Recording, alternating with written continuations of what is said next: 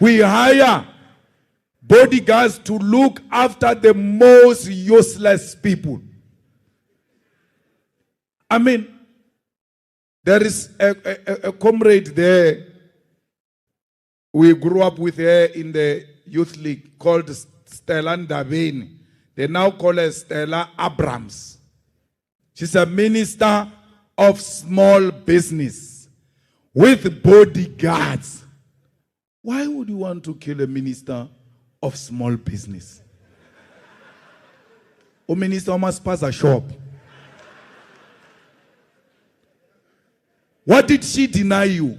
Did she refuse you a spaza shop? There are lots of people like her, including deputy ministers, that without bodyguard, you won't even notice that this is a deputy minister. Now, when you see people moving differently, only then you pay attention. Hey, what's happening? But no, deputy minister, which one? Even me, where I am now, in my position, there are certain deputy ministers I don't know. I get shocked, huh? Even this one. Bodyguards are hired for status, for glory, not even for power. Those 14 bodyguards are given to a mayor by the municipal manager who's corrupt, because the mayor must feel like the municipal manager likes me. Can't the municipal manager realize you like things, give you the things you like, and take all the power to themselves? 30 years of mediocrity, 30 years of being led by fools, 30 years of being led by non-thinkers. And then you know very well, in KwaZulu-Natal, I don't have to explain that to you. Because you look at Duma and you look at Mutolo, you realize we are led by fools in a literal meaning of a word fool. Because what is thinking about Duma? What are the brains about Duma? That has been 30 years. If you thought Zikalala was worse because he was also mediocre, from just watching him walking, you just see his pugupugules.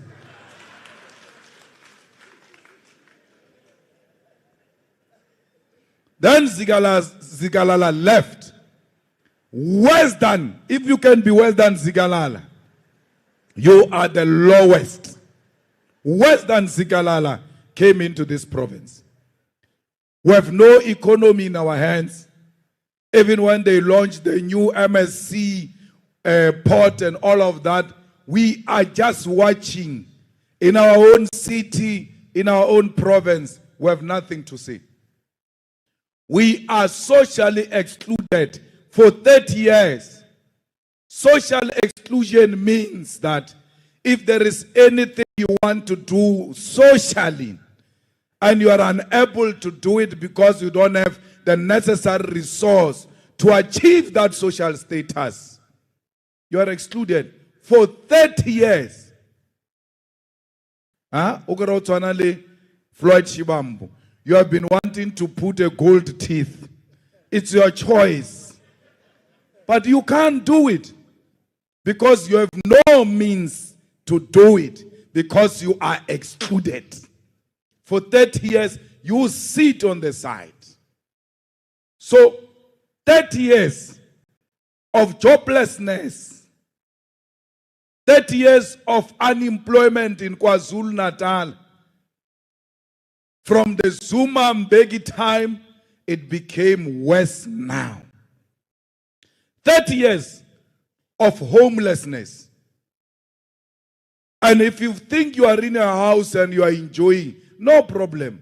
Go and see the victims of the floods here in KwaZulu-Natal. Go to KwaMashu and go and see the people in the hostels. A government that said it will turn the hostels into family unit. Those hostels have degenerated for worse. For 30 years, our people have been subjected to that. 30 years of crime and political killings in KZN. Yeah, I always send Marshall, our Secretary General, videos every time people kill each other in KwaZulu-Natal, and I ask him, what is the problem with this province? Why do people kill each other with ease? That has been going on and was supposed to be stopped. 30 years ago, it has become worse to a point now where there is a special unit in Natal to concentrate on political killings. That's how much we've accepted that we've failed to deal with this issue of political tolerance in KZN. Comrades, the crime where they are people who are well-known killers, and we even give them Zulu names in Nkabi. That one is Nkabi. That one is, they are well-known that these are walking killing machines, and the state can't do anything about it. That those Nkabis become celebrated individuals in our communities. That we know who's committing cash in transit haste. We know who's going around raping women. We are scared to talk because we are going to die. Why should there be anyone in society who's more powerful than the state?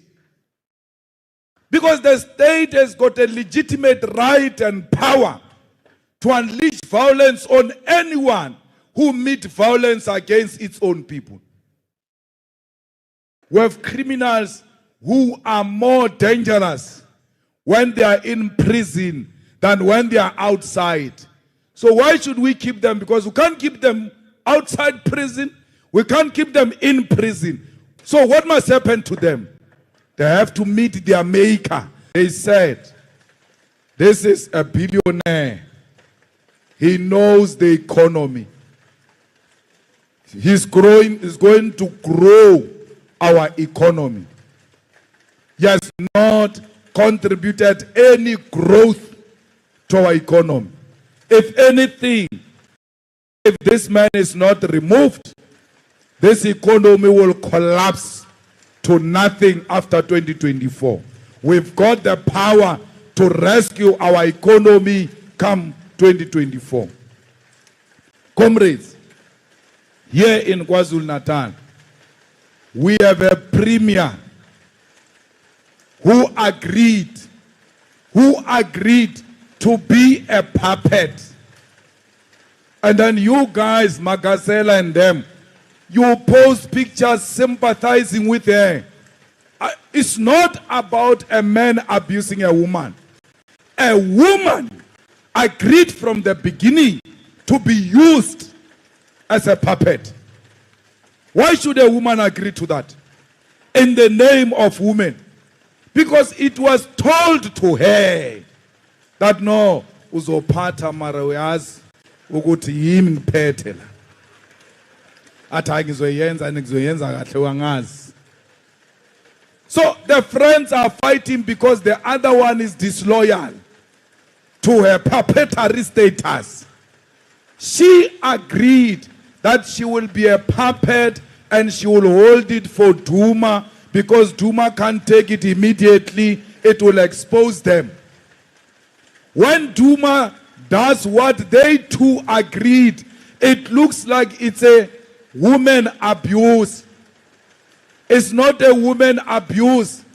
It's factional arrangements. When factions have met and agreed that they are going to fool us, now they can't tolerate each other and they embarrass one another in public. They say, Premier, come and carry the cup. Duma goes to carry the cup. Duma never blocked the Premier The premier knows the real premier is here. That's why she's standing. No one analyzes that, because we must use gender to suppress factional politics of the ANC. No one sees that the premier is not. It is announced openly. Premier and that other white man, I don't know him. They say, you two are going to lift the cup. The white man moves forward to go and take the cup. Duma moves forward to go and take the cup. Why didn't the premier move? Because it was announced that premier, she knows where she is, that she is not a premier. She agreed to be used as a front and as a puppet. And you cannot have sympathy with people who agree to be used by men. Because from the beginning she should have said, I don't want this. You can do it yourself. Why do you want me to manage it for you? So you are a province without a premier. Because the one you have is not a premier. The real premier is Duma. And it will not end now, Shem. It's going to be worse going into elections. Because Duma, I just told you earlier, they are non-thinkers. They thought it's obvious for ANC to win 2024. Therefore, she will be a premier temporarily. Duma is going to take the full term after 2024. Uzoebona ezulini le. He will never be a premier yet. It's a missed opportunity. He will never see it. He will be a premier in his kitchen. Not here in KwaZulu-Natal. Factionalism denied him an opportunity to be a premier. It's none of our problems. We are taking it ourselves directly, and we will not put puppets. We will put thinkers of KwaZulu-Natal into that big responsibility of steering the ship on behalf of the EFF. So, comrades, let's ensure that when we go to elections next year, we remind our people that, you know, a municipality like Msunduzi municipality gives money to a soccer team, sponsorship to a soccer league. We have no problem with soccer and teams being supported. But we ought to know where are we sourcing the support, because we cannot go into poor municipalities to take money that is meant to put in taps, infrastructure, and give it to soccer teams of people with money. How do you give Mamkize money? Because it's supposed to be the other way around. She should give the poorest municipalities of KwaZulu-Natal money, because Mamkize is more rich than a lot of municipalities here in KwaZulu-Natal. But your municipalities like pretending like they are rich, richer than rich people. Imagine a person saying, we are going to give Sundowns 10 million to play in Moses Mabhida. Sundowns doesn't need 10 million. Can't we do something effective to develop football in KwaZulu-Natal than to give 10 million to a club that doesn't want it? The owner of Sundowns, when Sundowns has won a competition and there is money, the owner takes that money and share it amongst the players. Because there's no such a thing of a municipality that functions in Northern Cape. You know, Zamani, when he came in, he said he was a Marxist. Zamani Saul, he says he's a doctor. Dr. Zamani Saul. We must call him by full names because we are not scared of him. He said, when he was coming as a premier, he was a Marxist. He even went beyond that to define himself as a Pan-Africanist Thomas Sankara. He said he was a Sankara of Northern Cape, that he wants to make sure that he lives like all of us. But he was lying, and he knew he was lying. He's not Sankara, he's not Marxist, he's a con artist, he's a fraudster, he's fake, he's a liar. And the Northern Cape media doesn't expose Zamani for lying on simple things, because majority of them are in the pocket of Zamani and the leadership of the ANC. How can the journalists not hold Zamani accountable on a simple thing like, you said you want to use blue lights when you become a premier? You said you want to use blue lights. Why are you using blue lights? You said when you become a premier, you are going to sell the state house and then take the money and give children bursaries. You did not sell the state house. You did not give children bursaries. Why did you lie? I was in Cape Town, Zamani, during the State of the Nation. We were told that Zamani is going to drive in the simplest car. He will not drive German machines. He's going to drive Corolla and things like that. When I'm in the State of the Nation in Cape Town, because we now go to some hall there, I get Zamani getting out of 760i BMW, sneaking out of it. He thought no one saw him, that he's getting out of 760i BMW. The fraudster, he's trying to sneak out because he's a fake Sankara. There is no humble car driving. Here in the Northern Cape, he drives around with that thing of a Q8 or something. So, why did he lie? And in public about such a simple matter, where the journalist and the cartoonist should be cartooning Zamani with a long nose because he's a liar. He said he was going to insert Siki in the Northern Cape. He never did that. And today, he no longer speaks about insourcing of security because the ANC and Zamani benefits from the tenders of security. That's why they will not insource. He said, in government events, there will no longer be a red carpet.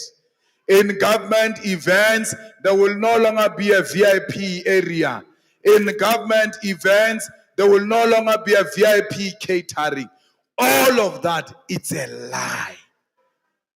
Because Zamani is a liar who makes empty promises and is not being held accountable by the media. But why is the EFF not holding Zamani accountable? Because this issues I'm raising, the EFF in Northern Cape supposed to lead those issues, supposed to raise them all the time.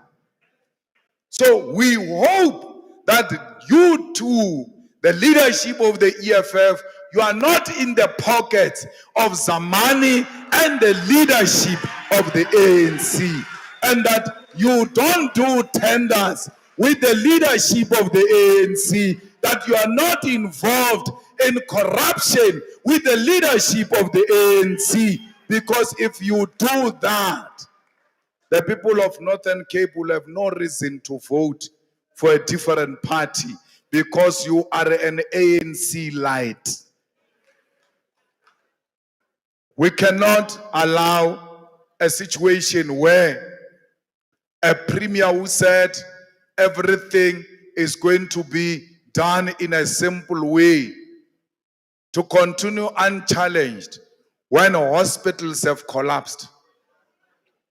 There's no public health in the Northern Cape, to a point where old people, when they are sick and you say you take them to a hospital, they cry because they know they will not come back.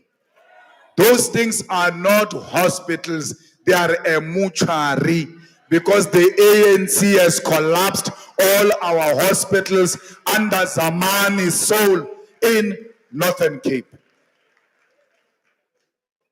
Fighters, Zamani said he was a simple man, yet he's got 24 hours security at his house.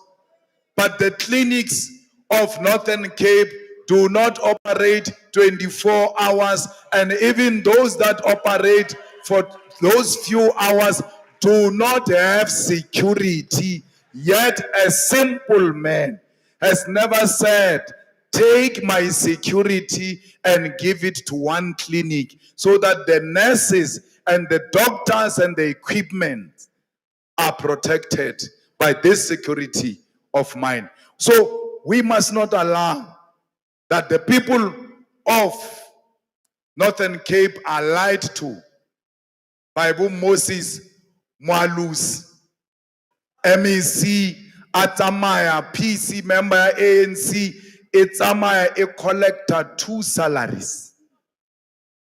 That's how corrupt they are. Yet to pay back 106,000 because he was admitting guilt of being involved in corruption. So in the Department of Health, people are found guilty by special commercial crimes because of corruption. Yet these people are protected by the ANC. So during COVID-19, an advisor of Zamani was involved in PPE scandals through the wife. But ask yourself, who was chairing the war room against COVID-19 of Northern Cape? Was Zamani. And that war room was deciding the allocations of PPEs and the monies thereof. Then the wife of the advisor goes and gets the money. Till today, those people remain the close allies of Zaman Soul. So, Northern Cape will never enjoy its freedom and the benefits of 1994 because these leaders of the ANC are involved in all the shenanigans. There are too many minerals here. Too many. You are sitting on top of minerals, yet you are the poorest province. Yet you are a province that can't solve sewer. Yet you are a province that can't solve water. The water infrastructure has collapsed in the Northern Cape. 80% of the world manganese is found here. Just with manganese alone, we can solve all these problems.